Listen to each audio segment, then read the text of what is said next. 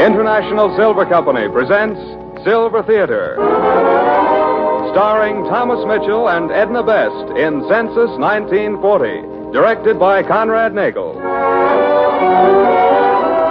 Brought to you this week by International Sterling, world-famous solid silver.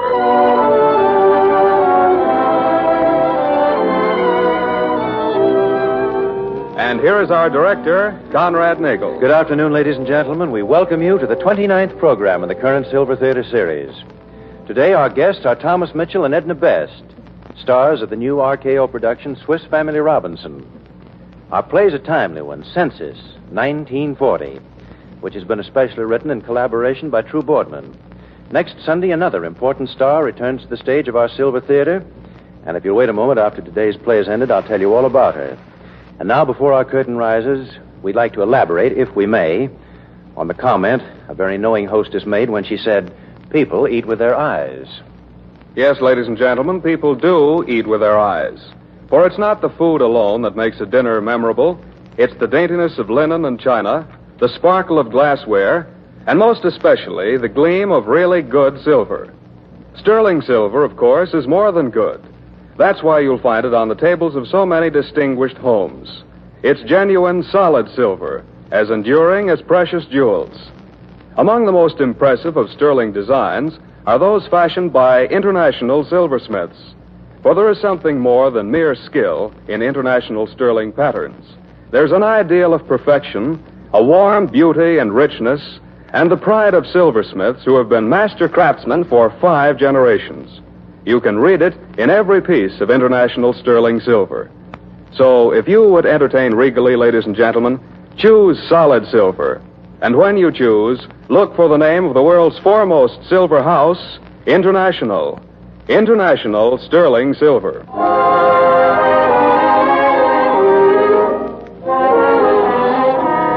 The house lights dim and the silver curtain rises on the opening act of Census, 1940. Starring Thomas Mitchell as John and Edna Best as Ellen.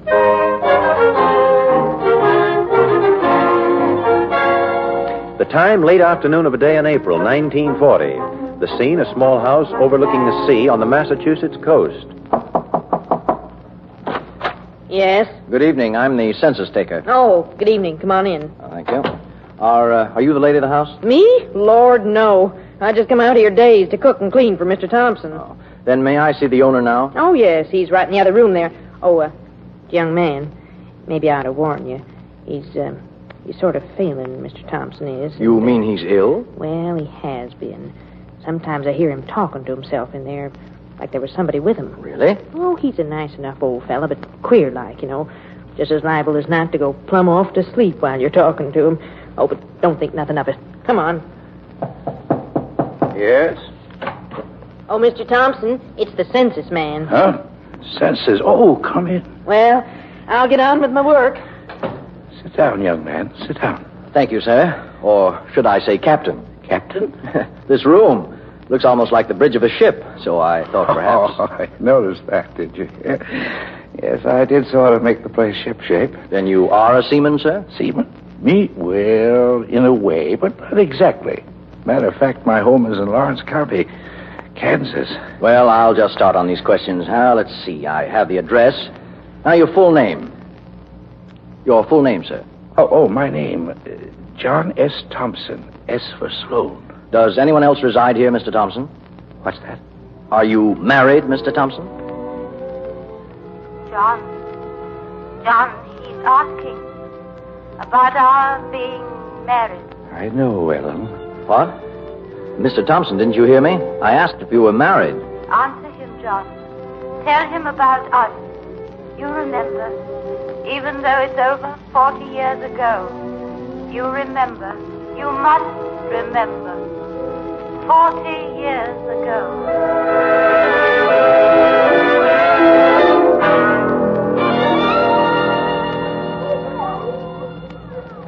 Ellen! Man, the ocean, Johnny Townsend. What's all the to-do? Mr. Porter, Ellen. I've got to find her. Oh, Billy, do you know? Miss Ellen's still in the schoolhouse. She's correcting papers. Thanks. Ellen. John, what happened? Well, it's all set. What on earth are you talking about? Look, remember all those books we read together? The travel books?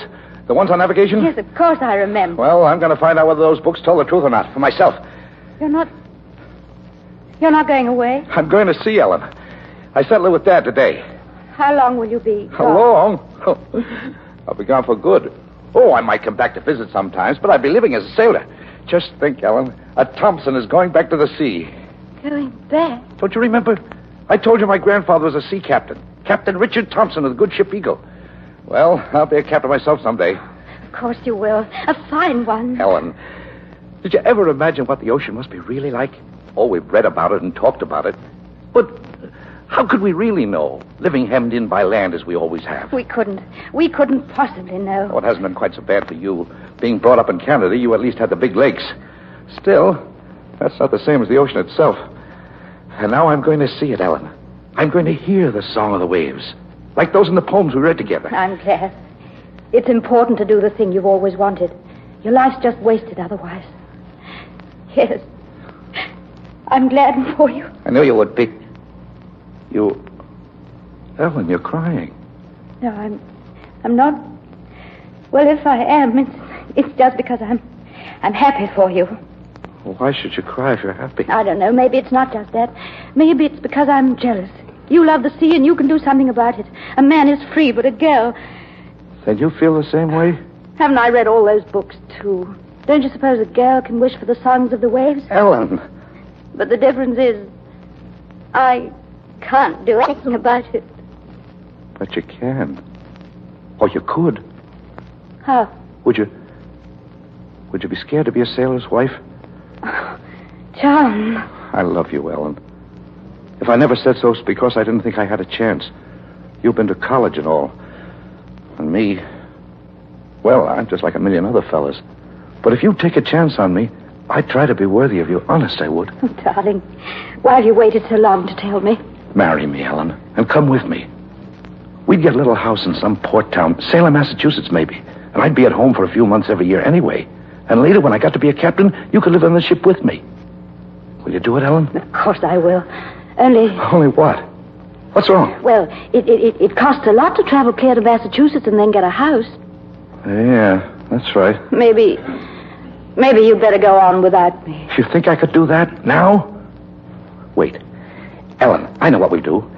Dad said if I'd stay even a year, he'd give me the river farm. Well, we can be married now. Then after we sell our first crop, we can get rid of the farm and move east. If only we could. Oh, but your heart is set on going now. I thought it was, but I guess I just didn't know my own heart.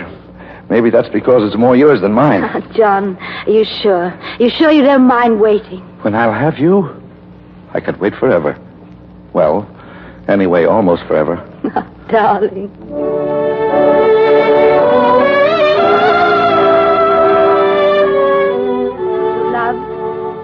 Cherish till death do us part, and thereto I give thee my troth. Ellen, with this ring I thee wed, and with all my worldly goods I thee endow. Mr. Thompson, didn't you understand me? I asked if you were married. Married, you say? Yes, I'm married. Married Ellen Hilton back in Kansas in 97. Is Mrs. Thompson living? No, she died. Very sudden. Oh. Are there any other members of the family? Do you have any children? Children? Yes, any children. Children? Yes, John. He wants to know about Richard, our child, our Richard. You remember that, too? So tell him about Richard. Remember?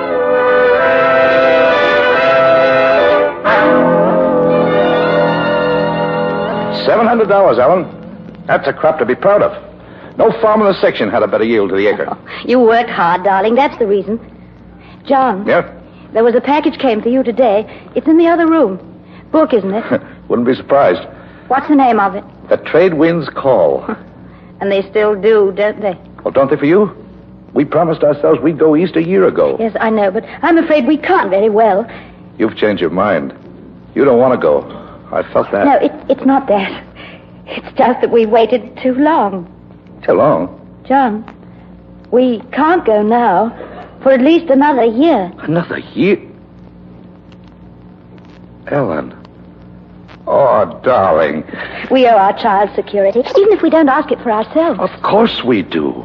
With news like that, doesn't matter if we never leave here. Well, anyway, not so much. I promised I'd go with you, and I shall. We'll just have to wait a while, that's all. We'll call him Richard, Ellen. After that grandfather of mine who was the sea captain. All right. But you're awfully sure he's going to be a him. Of course I'm sure. You wait and see. I guess I'll have to.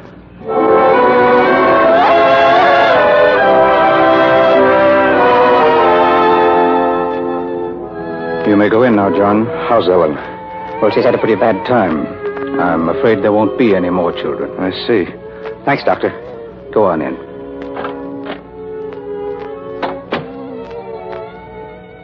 Hello. Hello. Want to see him? He looks kind of scrawny, doesn't he? But he'll improve. They almost always do. Oh, Ellen. Darling, he's here. There's nothing to be upset about now. Nothing in the world.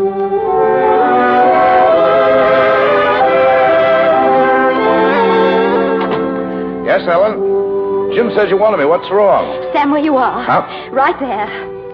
Now, Richard, go to your father. To Daddy, go on. He's walking. My son's walking. Of course he is. Hey, he fell down. Suppose he hurt himself? Oh, silly. That's just part of being a baby.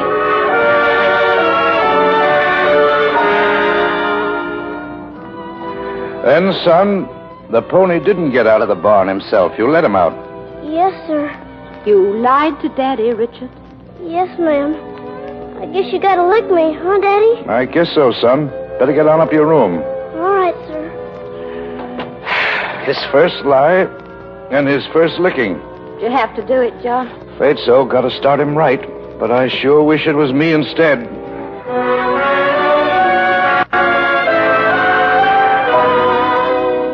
Watch sharp now, Richard. But, Dad, what if we do spot a deer and I miss? Will you ever bring me hunting again? Shh. You won't miss. There. There's a buck now. Down in the stream bed. I see him. I see him. Now, don't get excited. Take your time. Aim right behind the shoulder. Now. I got him. Dad, with the very first shot. I got him. Yes, son. I reckon you're a full-fledged hunter now.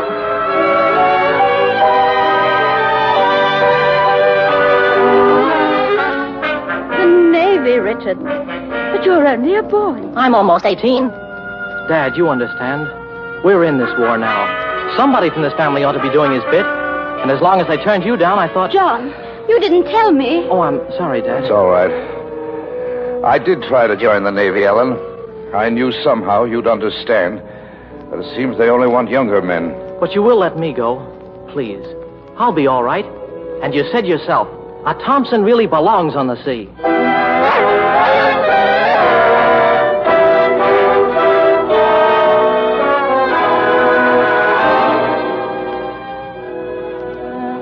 Secretary of Agriculture commended John Thompson and other leading farmers of this district for their cooperation in meeting the additional demand for wheat brought on by the war.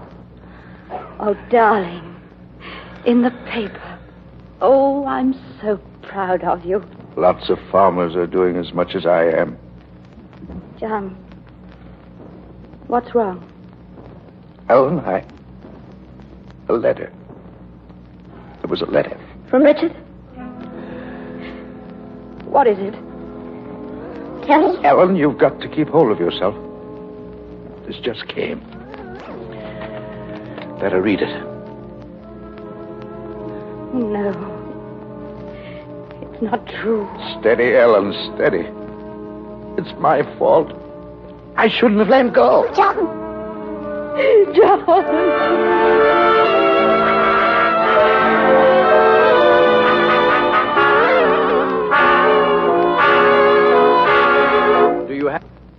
Have any children, Mr. Thompson? Mr. Thompson?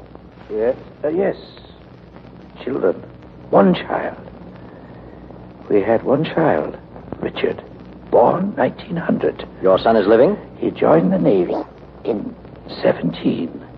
They assigned him to a ship called Cyclops. Collier she was. Cyclops, oh, I've heard of it. She sailed from Barbados, West Indies, in March 1918. Full crew, full cargo. Was never heard from again. Oh, then your son was lost at sea, Mr. Thompson? Yes, he was. Lost at sea.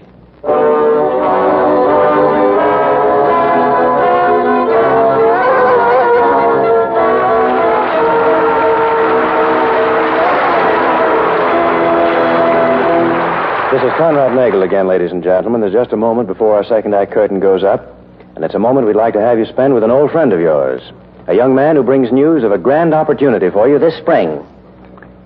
If you will, Dick. Before tonight's play began, ladies and gentlemen, I told you how really strikingly beautiful international sterling silver is. Well, it's your good fortune this spring to be able to get a service for 6 of this magnificent solid sterling for only $100. To enjoy it now, but to pay for it in easy stages, month by month, as your budget allows. You can see the service on display in your silverware dealer's window tomorrow, Monday. 36 lustrous pieces against the rich lining of a handsome walnut-finished chest. And for your choice of pattern, International Sterling offers their newly created Romance Group, the classically simple minuet, exquisite enchantress, or delicate rose-carved prelude. Any one of them is a silver dream come true. For those of you who feel you cannot just now afford the romance chest of 36 pieces, there are single place settings in the same finely wrought patterns. Prices run as low as $16.75, and each setting contains enough pieces to set one place correctly from soup to dessert. So don't deny yourself the thrill and pride of setting your own dinner table with genuine, solid sterling. Visit your silverware dealer tomorrow, Monday, and learn how very easily indeed you can own silver from the proudest house in America, International Sterling Silver.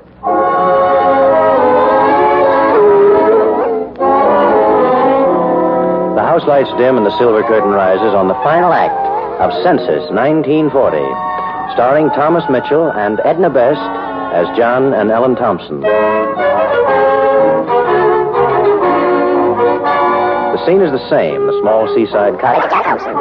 His record book on his knees, the youthful census taker addresses the old man seated before him.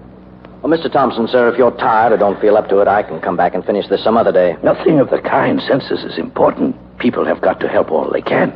Go ahead, young man. All right, sir. Well, let's see. Your age, sir. I'm 67. No, had a birthday last week. 68. 68. Now, where were you living on April 1st, 1935? 1935? Yes, 5 years ago. 5 years ago. 5 years ago. You'll have to remember that too, John. 5 years. Go back and remember.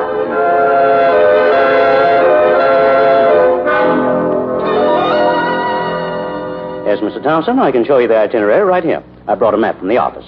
You and Mrs. Thompson sailed from New York on May 12th for Panama. Then Los Angeles, Honolulu, Tokyo, Shanghai. I thought you wanted me to show you the route. I'll bet you know it by heart. Reckon I do. We've been planning this for years.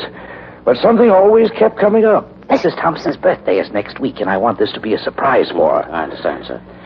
So you've never made a trip on the ocean before? I have in a way, but only in those books there. Guess I've traveled the 7 seas 700 times in my own mind. You see that ship's model on the mantel? Made it myself from pictures. You know, my grandfather...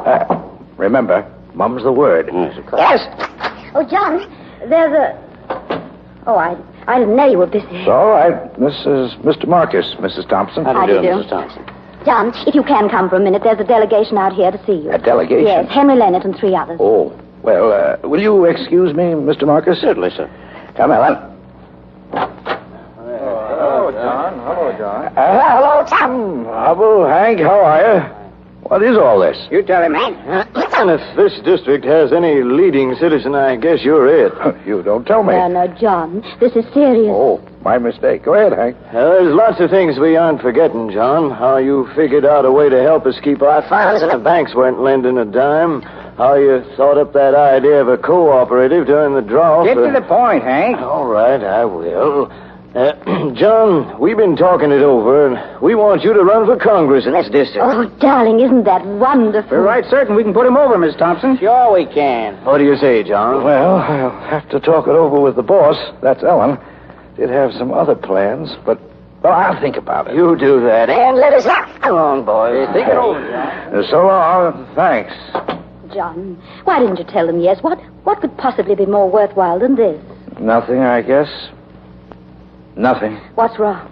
I should think you'd be proud, as I am. Oh, I am in a way, only... Well, Ellen, I was counting on a trip. A trip? Where? Around the world. We've had a date with a couple of oceans, you and I.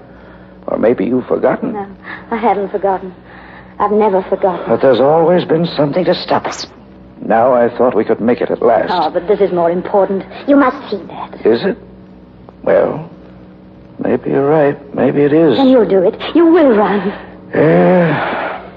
Yes, I reckon Oh, so. good. And Henry Lennox's right. We can elect you. Here, where are you going? Over to Mary Vance's. You know how much influence she has with the women, Percy. Starting the campaign a little early, aren't you? But you can't start too early. I won't be gone long. Ellen, wait. I don't like you driving alone. The roads are bad after that storm yesterday. Now, if you'll wait till I get rid of that young Now, man... John Thompson, will you ever get over treating me as though I needed a guardian? I'll drive myself. I'll be back inside of an hour. Goodbye. Bye, Ellen. Bye.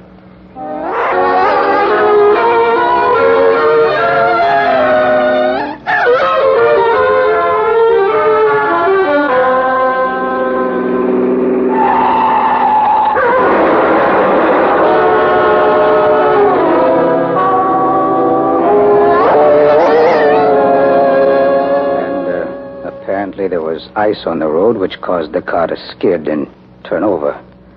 Your wife was pinned underneath. Doctor, is there any chance? Now, don't lie to me. It's not... There are always what men call miracles, Thompson. I understand. You may go in to her now.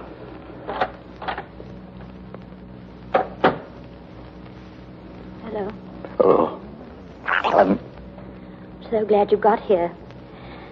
You better take it. But I want to. While there's... I want to. All right. Let's not pretend, John. There's not time enough for that. While I've been lying here, a lot of things have become clear. And there's something I want you to do for me. Anything, my dear. Tell them no about the election. It's not the thing you want.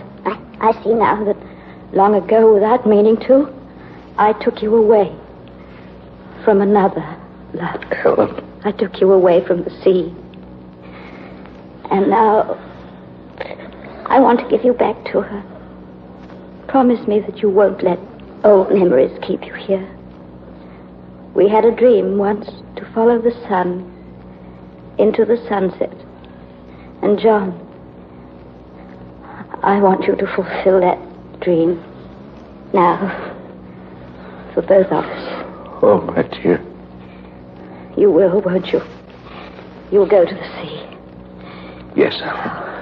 I'll go. We should have gone together years ago. But you can still have the sea and the ships you've longed for. And someday I'll sail them with you, John. Somehow I know that. You will. I'm sure you will. Now you must rest.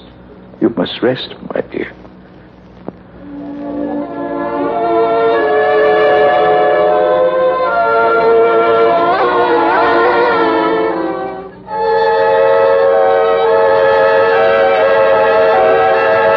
You haven't answered me, Mr. Thompson. Answer? Yes, I asked where you were 5 years ago. Oh, I was on my farm in Kansas, Lawrence County. Left there the next year. Came here. Tried to get jobs on ships. Too old. Pleasure trips wouldn't have been the same alone. Bought this place near the sea. Been here ever since. Thank you. Now, there's just a few more questions. About employment. Were you employed in any capacity during the last year, sir? Mr. Thompson. Mr. Thompson, sir. Oh, well. Oh, ma'am. Yes? You were right when you said he might drop off to sleep. That's just what he's done. Oh, well, wake him up if you like. He won't mind. Oh, no, he seems pretty tired. I'll come back for the rest some other day. You sound kind of tuckered out yourself. Yes, I am. I made a lot of calls today. Bet you meet a lot of people in your job. Interesting? I don't know. As far as I can see, most of the 130 million lead pretty ordinary lives like old Mr. Thompson's. Just run of the mill. Yeah, suppose you're right. It's funny, though. What? Well, the old fellow sitting in there in his chair, sound asleep, probably be right there half the night, all by himself.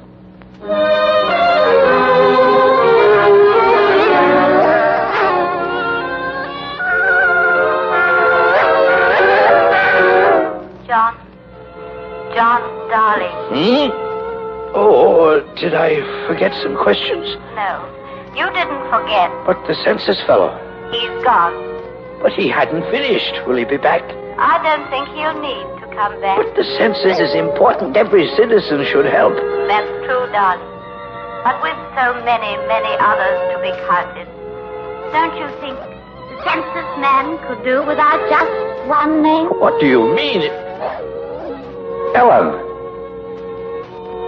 I can see you. I haven't seen you the other times. Not since... Of course you see me. We're going now, John. That ship that's been waiting so long. We're sailing on it.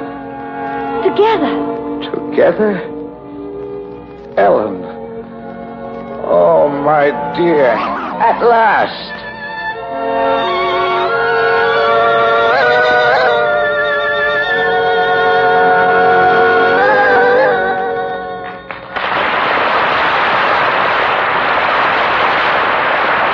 Edna Best and Thomas Mitchell return in just a moment. While we're waiting for them, here's a brief word about next Sunday's show. It's one of this season's big events, the return engagement of one of America's most popular actresses, Carole Lombard. In Days of Grace, a really beautiful love story, Miss Lombard portrays the role of a girl who faces the emotional crisis of her life on the eve of a great war. It's a performance we're certain you'll all enjoy. And now here are Thomas Mitchell and Edna Best. Thank you, Edna. Thank you, Tom.